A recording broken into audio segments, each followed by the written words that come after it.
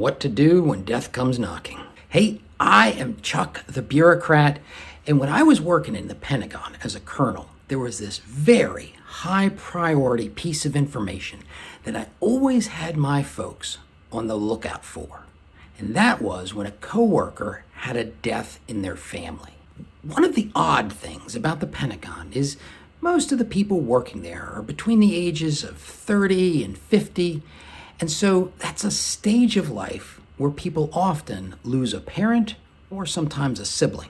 And while most people at this point in their life have lost a grandparent, the death of a parent or a sibling, well, it hits unexpectedly harder.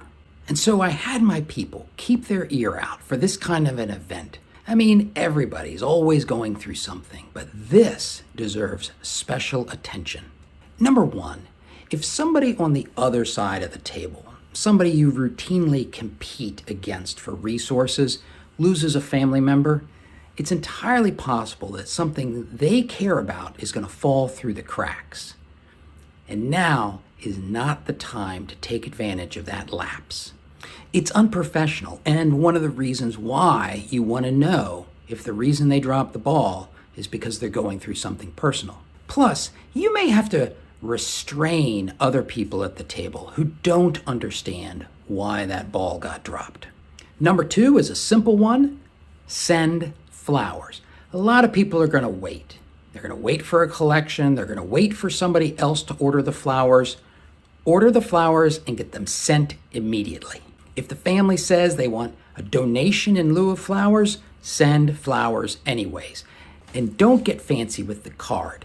Just say, "From the United States Army," or "From the United States Marine Corps." That's going to have a lot more meaning to the recipients of the flowers than if you put something in there like, "With sympathy from your coworkers at the ARC J357 shop." Now, do not expect this life event to be quick. I could say grief is a lengthy process, and that's true. But there's something else in particular that can drag this event out, and that is executorship. You see, a lot of times, the family member that works at the Pentagon is also the family member that everybody else trusts to handle administrative things like insurance policies and selling the house and closing bank accounts. So be aware that months after the initial shock of a death, your coworker may still be mired in family issues. And this final point is particularly important when a member of your staff loses a family member.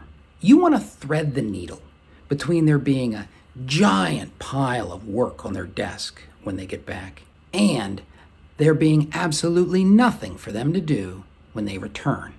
And I make this point because the loss of a family member can cause people to question their place in the universe, and coming back to just a bunch of administrative work, well, that can be depressing. At the same time, there are people who find meaning in their work, and they appreciate how it distracts them from the other worries in their lives. For these people, if they come back and find out that somebody else has completely picked up all their responsibilities, well, that can be kind of depressing.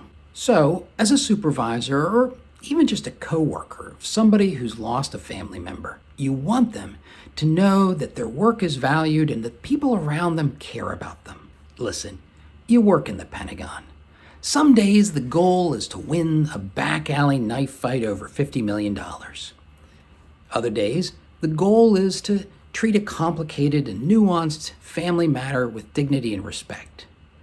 But go watch this video to see another grief process that's playing out in the Pentagon every day.